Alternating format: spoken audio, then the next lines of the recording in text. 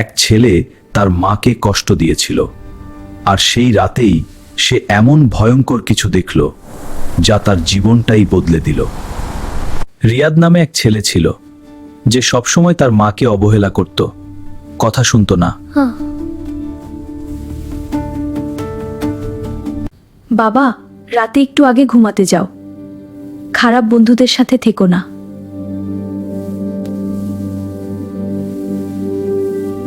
রিয়াদ, কি হয়েছে বাবা? মা, তুমি আমাকে কিছু বলবে না, আমি আমার মতো থাকবো।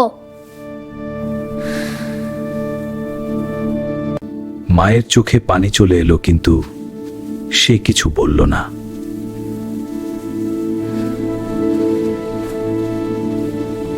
সেই রাতেই রিয়াদ গভীর ঘুমে অদ্ভুত এক স্বপ্ন দেখতে শুরু করল।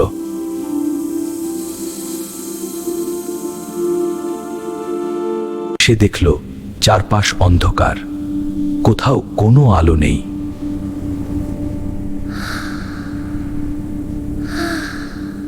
হঠাৎ মাটির নিচ থেকে কালো সাপ বের হয়ে তার দিকে এগিয়ে আসছে।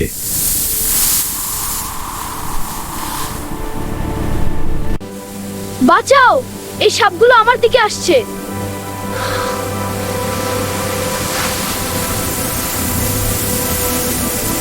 তার পায়ের কাছে বড় বড় বিচ্ছু ঘুরতে লাগলো, যেন তাকে আক্রমণ করতে চায়।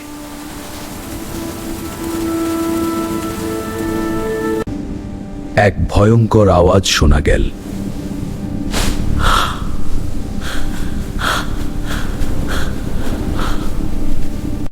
না, আমি আর এমন করব না, আমাকে মাফ করে দিন।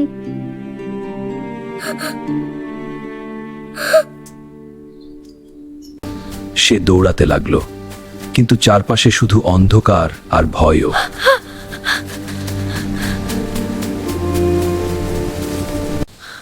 হঠাৎ সে দূরে তার মাকে দেখতে পেল। মা তাকে ডাকছে। বাবা, এদিকে আয়।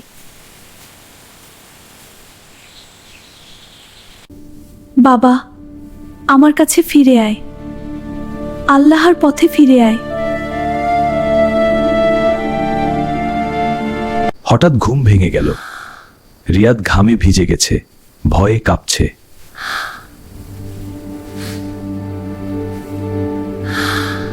মা, আমি ভুল করেছি, আমাকে মাফ করে দাও। আমি তোকে অনেক আগেই মাফ করে দিয়েছি বাবা।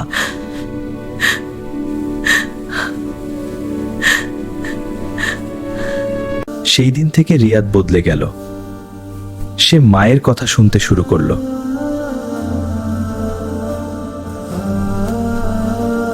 মনে রেখো, মায়ের অবহেলা শুধু দুনিয়াতেই নয়, আখিরাতেও ভয়ঙ্কর শাস্তির কারণ হতে পারে।